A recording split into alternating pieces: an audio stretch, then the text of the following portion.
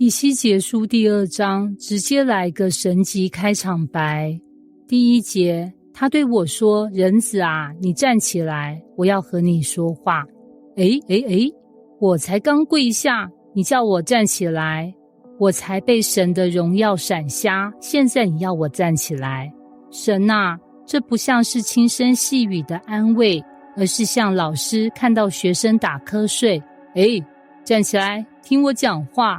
但你知道最酷的是什么吗？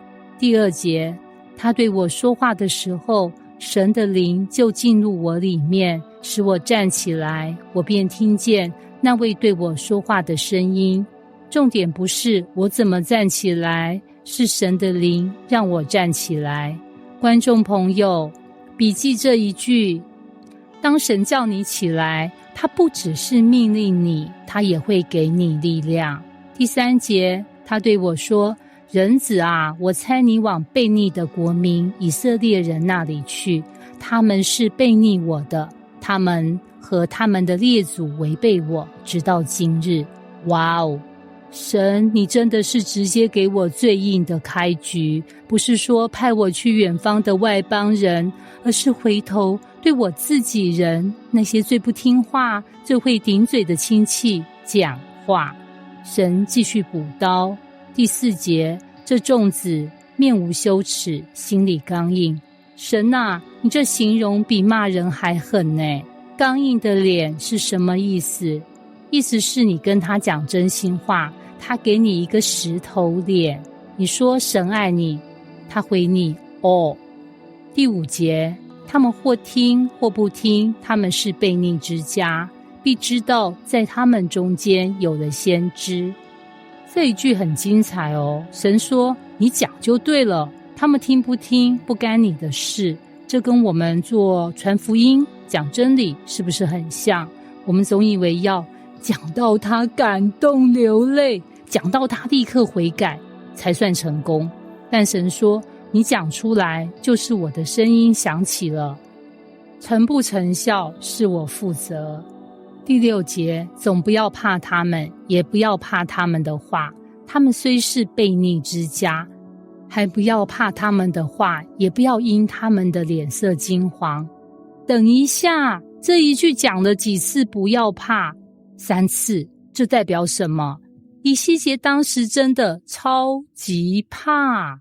神其实知道他派你去的场子不好讲，很尴尬，甚至会被攻击，但他要你记住，你要怕我，不要怕人。第6节，虽有荆棘和棘藜在你那里，你又住在蝎子中间，总不要怕他们，也不要怕他们的话。各位，我们都知道言语的杀伤力有时候比拳头还痛。神不是叫你当钢铁人，而是说我知道会痛，但你要比那痛更刚强。第7节，他们或听或不听，你只管将我的话告诉他们，他们是极其悖逆的。这又重复一次，讲，不管对方回应，这不是无情，而是忠心。你是传声筒，不是结果负责人。第8节，人子啊，要听我对你所说的话，不要悖逆，像那悖逆之家，你要开口吃我所赐给你的。等等，神，你刚刚是在说话，怎么下一秒突然变成叫我吃书？这是什么奇怪剧情？9到10节，我观看，见有一只手向我伸出来，手中有一书卷，他将书卷在我面前展开，内外都写着字，其上所写的有哀嚎、叹息、悲痛的话。吃书的画面真的有点超现实，不过这卷书不是甜的，不是温柔的，而是哀嚎与痛苦。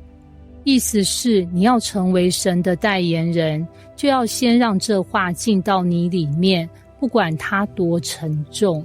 这不是吃糖果，而是吞责任。以西结经历一连串神的作为，都在提醒我们，不是我们够勇敢，而是神够真实；不是我们够厉害，而是他够同在。如果你也被呼召去对一群刚硬又难搞的人说真理，别怕，神会给你灵，给你话，给你胆量，而你只需要站起来，张口说话。